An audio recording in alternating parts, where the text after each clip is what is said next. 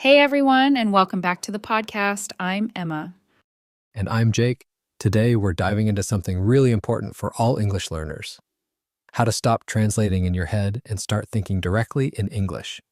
This is a huge topic, and honestly, it's one of the biggest obstacles for many learners. If you feel like your speech is slow, unnatural, or frustrating, this episode is for you. Exactly. We're going to talk about why translating slows you down, why it's not the best way to learn, and most importantly, how you can train yourself to think in English naturally. And we'll give you clear, practical steps that you can apply to your daily life. So by the end of this episode, you'll have a real plan to improve your fluency.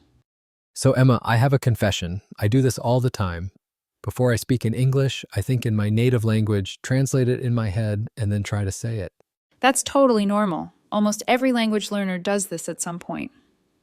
But the problem is, it creates an extra step, and that extra step slows you down. Yeah, I notice that sometimes I pause a lot because I'm trying to get the words just right. Exactly. And let's think about how native speakers talk. Do they stop and think about grammar, vocabulary, or word order before they speak? No, they just talk naturally. Right. Their thoughts are already in English, so they don't have to process language first. They just say what they're thinking. So the goal for learners is to do the same thing? Yes, when you stop translating, your speech becomes faster, smoother, and more natural. Plus, it helps with confidence because you're not second guessing every word you say. That makes sense. But sometimes when I don't translate, I feel like I don't know how to say something. That's normal too. When you stop translating, you're forcing your brain to use only the words and phrases you already know in English. And that's a good thing because it helps you become more flexible with the language. Another thing I've noticed is that sometimes when I translate, the sentence sounds weird. That's a great point. One big problem with translation is that languages don't match up perfectly. Some words don't have an exact equivalent, and grammar structures are often different. Yeah, like in my language, we have a phrase that means I have hunger, but in English, we say I am hungry. If I translate it directly, it sounds strange. Exactly. Every language has unique expressions, idioms, and sentence structures. If you try to directly translate them into English, they might not make sense or could even sound unnatural. So the better way is to learn English phrases as they are instead of trying to translate word for word. Yes, learning chunks of language, common phrases, expressions, and sentence patterns helps you sound more natural and avoids translation mistakes. All right, so I understand why translating in my head is slowing me down. But how do I actually stop doing it? Great question. There are several techniques to help you start thinking directly in English. Let's go through them. The first step is immersion. Surround yourself with English as much as possible. But what if I don't live in an English-speaking country?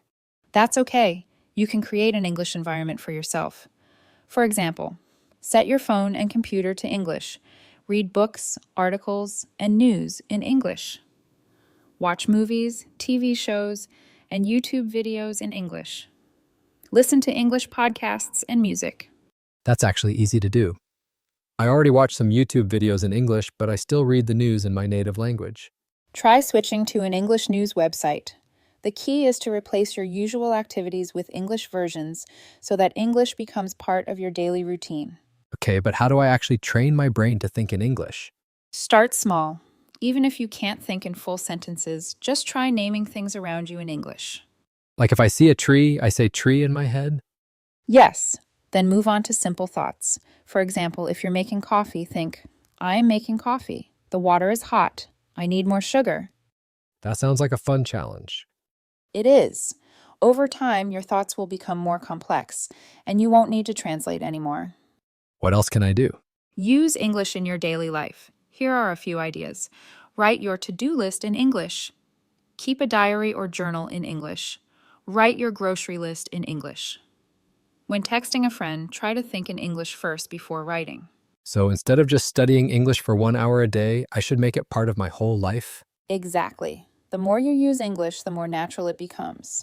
But what if I don't have anyone to practice speaking with? Talk to yourself. Wait, really? Yes. Describe what you're doing. Say your thoughts out loud. or even have imaginary conversations. This helps you practice forming sentences without pressure. That actually sounds fun, but what if I make mistakes? That's okay. The goal is fluency, not perfection. The more you practice, the better you'll get. Okay, I'll try it. And of course, speaking with real people is important too. There are so many online platforms where you can find conversation partners or language exchange groups. Yeah, I've heard of some apps where you can talk with native speakers or other learners. Exactly. Speaking regularly, even if it's just for 10-15 minutes a day, makes a huge difference. All right, let's summarize. What are the key steps to start thinking in English? Surround yourself with English. Change your phone settings. Read in English and watch English content. Train your brain to think in English. Start with simple words and sentences. Use English in your daily tasks. Write lists, journal, and text in English. Talk to yourself in English. Describe your actions. Speak your thoughts. Practice speaking with others. Join online groups or find language partners. And most importantly, be patient and consistent. It won't happen overnight, but if you do this every day, you'll see huge progress. Exactly. Thinking in English is a habit. The more you do it, the easier it becomes. And just like any habit, it takes time to build. Some days will feel easier than others, and that's totally okay. The key is to keep going even when it feels challenging. Right. And don't be discouraged if you catch yourself translating sometimes. It's a process. Instead of feeling frustrated, just take it as a sign that your brain is still adjusting and remind yourself to think in English next time. That's a good point. It's like working out. If you're not used to it, it feels hard at first, but the more you do it, the stronger you get. Exactly. And the best part is, the more you practice, the less you'll even notice that you're thinking in English. It'll just start happening naturally. Yeah, and I think that's when you know you're really making progress. When English isn't just something you study, but something you live. Yes. And to help everyone listening, let's go over a few more advanced strategies for those who want to take their thinking in English skills to the next level. Ooh, I like this. What's the first strategy? Okay, so one great way to improve is to describe your surroundings in English, but in detail. We mentioned earlier that you can name objects around you, but now take it a step further. For example, instead of just saying tree, try to describe it. The tree is tall and has green leaves. The wind is blowing through the branches. So kind of like narrating my environment to myself? Exactly. And if you want to make it even more challenging, try to describe how things make you feel. The warm sunlight feels nice on my skin. The coffee tastes strong and a little bitter. I love that idea. It forces you to think deeper in English rather than just sticking to simple words. Yes, and another great strategy is to ask yourself questions in English and answer them. Like what kind of questions? Anything. It could be as simple as, what did I do today? Or what do I want to eat for lunch? And then try to answer in full sentences. It's like having a conversation with yourself. That sounds fun. It's like I'm my own language teacher. Exactly. And speaking of conversations, another way to challenge yourself is to debate with yourself in English. Wait, what do you mean? Pick a topic, maybe something like, is it better to live in a city or the countryside? And argue both sides. Try to explain why one option is good, then switch and explain why the other is better. That sounds like a great way to push my brain to think more deeply in English. It really is. And it helps with fluency because you're practicing forming opinions and expressing thoughts in a structured way. That's a cool trick. What's another advanced technique? Try storytelling. Make up a short story in English, or even retell a story from your own life, but do it in English. Oh, like telling a story about my last vacation or something fun that happened? Yes, you can do it out loud or just in your head, but the key is to try to add details, emotions, and descriptions. It really helps with expanding your vocabulary and thinking in full sentences.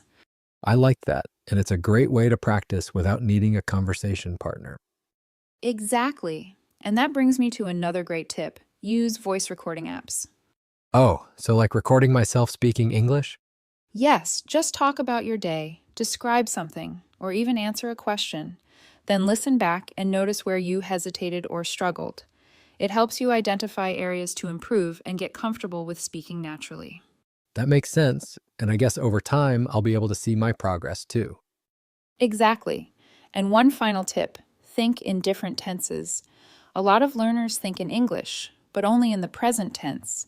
Try thinking in the past, like yesterday I went to the store, or the future. Tomorrow I will meet my friend. Ah, that's good. It forces me to practice different sentence structures instead of just using simple thoughts.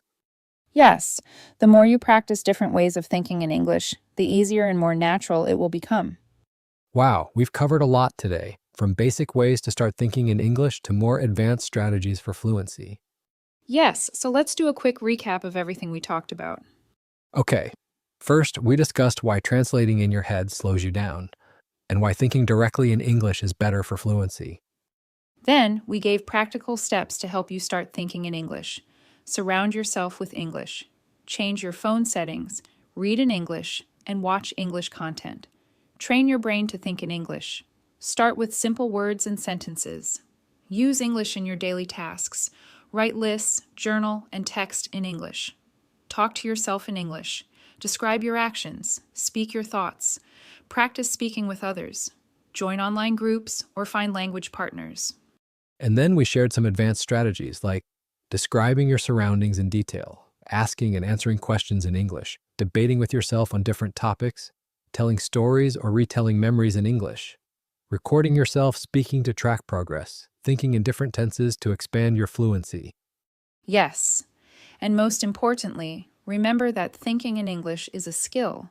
It takes time, but if you practice consistently, it will become natural. And don't stress about mistakes. The goal is progress, not perfection. Absolutely. Just keep going, and soon you'll realize that you're thinking in English without even trying. All right, that's it for today's episode. If you found this helpful, let us know. What strategy are you going to try first? Leave a comment or share your progress with us. We'd love to hear how your journey is going. And don't forget to subscribe so you never miss an episode. Thanks for listening, and we'll see you next time.